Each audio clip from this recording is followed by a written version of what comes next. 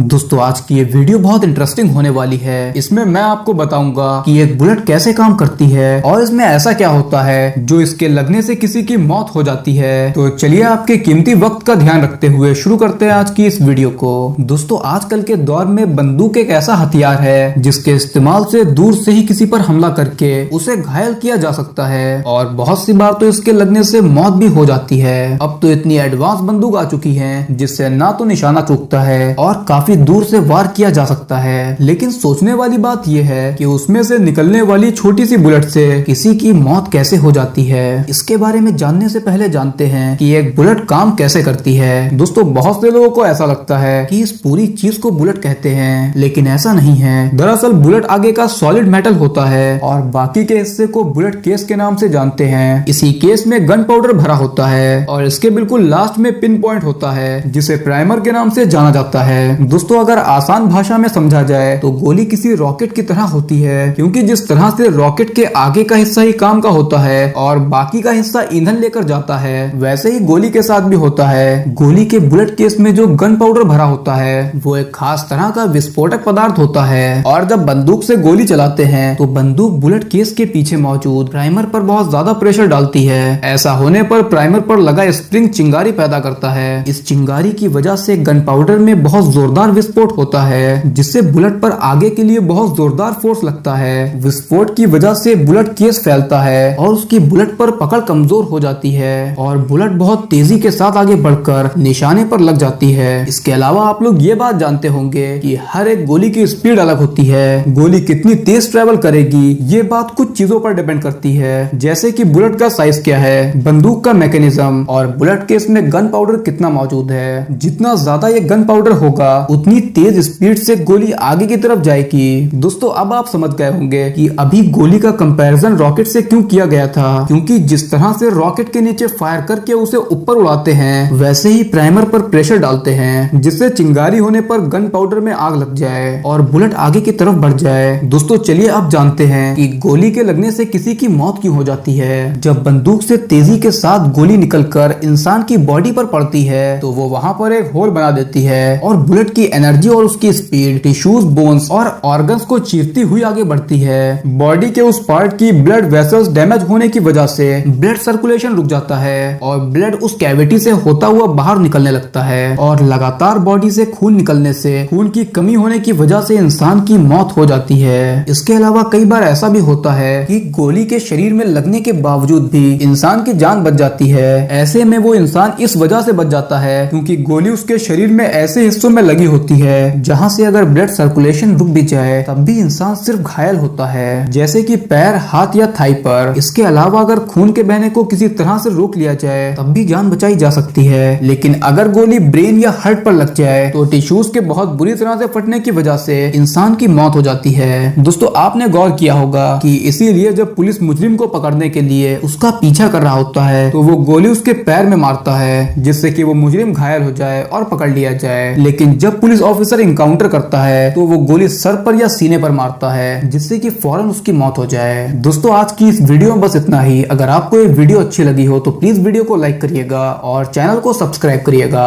Thanks.